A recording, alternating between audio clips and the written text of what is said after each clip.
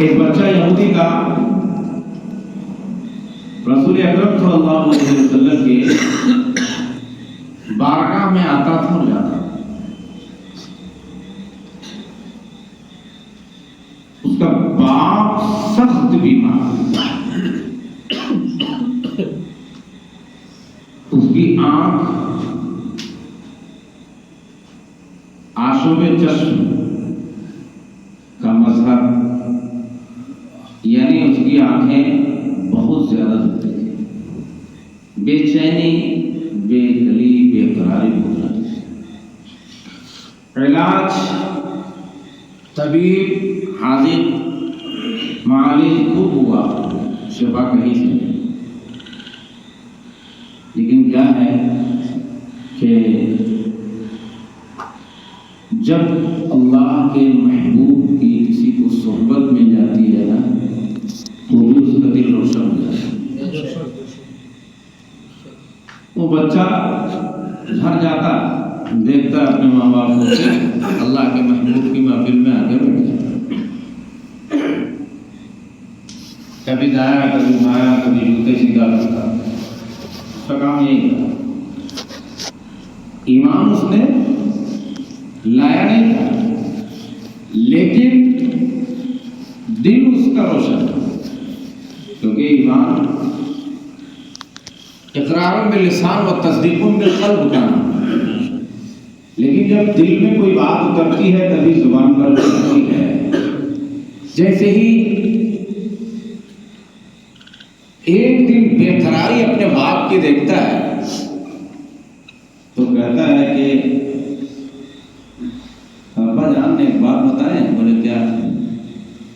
بولے ایک جگہ آپ کو ہم لے کر کے چلیں گے، آپ جائیں گے وہاں سے یقین ہے کہ علاج ہوگا اور بہترین علاج ہوگا، آپ کی آنکھ آ جائے گی. کہا ٹھیک ہے، لیکن سنو ہم ہر جگہ جائیں گے مگر مسلمانوں کے نبی کی بارگاہ میں نہیں جائیں گے. پھر تو وہی بات آ گئی. میں نے نہ وہاں ہم نہیں جا سکتے، تم اور کہیں لے کر کے چلو، ہمیں منظور ہے لیکن ہم وہاں نہیں جائیں گے. وہ دن رات نبی اکرم کی برائی کرتا ہے، اسلام کی برائی کرتا، ایمان والوں کی برائی کرتا، قرآن پڑھنے والوں کی برائی کرتا. لیکن دیکھو اللہ تبارک و تعالی جب کسی کو دین عطا فرماتا ہے تو اس کا انداز کتنا نرالا ہوتا ہے. بچے کو یہ سوجھی کہ اللہ کے محبوب جہاں قدم رکھتے ہیں وہاں کی مٹی اٹھا لیا اس نے، پڑیا میں بند کیا اور اپنے گھر آیا اور اپنے باپ کو کہا کہ سنو آج میں ایک بہترین دوا لایا اور یہ دوا آپ اپنے آنکھوں میں لگائیں گے. کہا کون سی دوا ہے؟ بس یہ دوا ہے. دکھتا تو تھا نہیں اس کو، یہ ایک سرما ہے، آپ اپنے آنکھ میں لگائیں. جیسے ہی ایک سلائی اٹھائی لگانے کے لیے آنکھ میں، تو جیسے ہی آنکھ میں وہ سلائی پہنچتی ہے اور آنکھ میں وہ مٹی گھلتی ہے، واللہ اس کی آنکھ روشن ہو گئی. سبحان اللہ. یہودی نے کہا بہت ہی بہترین دوا لایا ہے بیٹا، بہت زبردست ہے.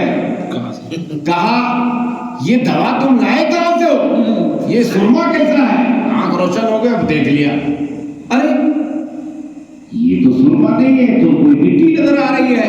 کہا بس یہی دوا ہے، اس کو لگاؤ.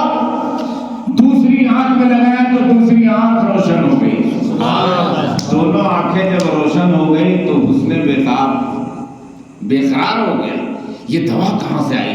آج تک ہم علاج کرتے کرتے اتنی عمر تک پہنچ گئے، ہماری آنکھ میں روشنی نہیں آئی، یہ مٹی لے کر کے آئے اور میری آنکھ روشن ہو گئی. کہا سنیے بابا جان، بات یہ ہے کہ جس بارگاہ سے جانے کے لیے آپ نے روکا تھا، جس بارگاہ میں جانے سے منع کرتے تھے، جانے نہیں دینا چاہتے تھے، یہ اسی بارگاہ کے قدم مصطفیٰ کی مٹی تھی جو میں نے آپ کو دیا اور آپ کی آنکھیں روشن ہو گئی.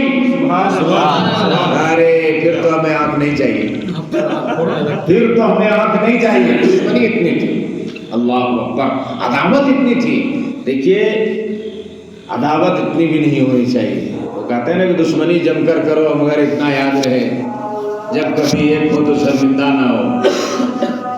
اب اتفاق سے یہ ہے کہ اب ایک ہونا ہو گیا, کہا ہمیں ایسی آنکھ نہیں چاہیے.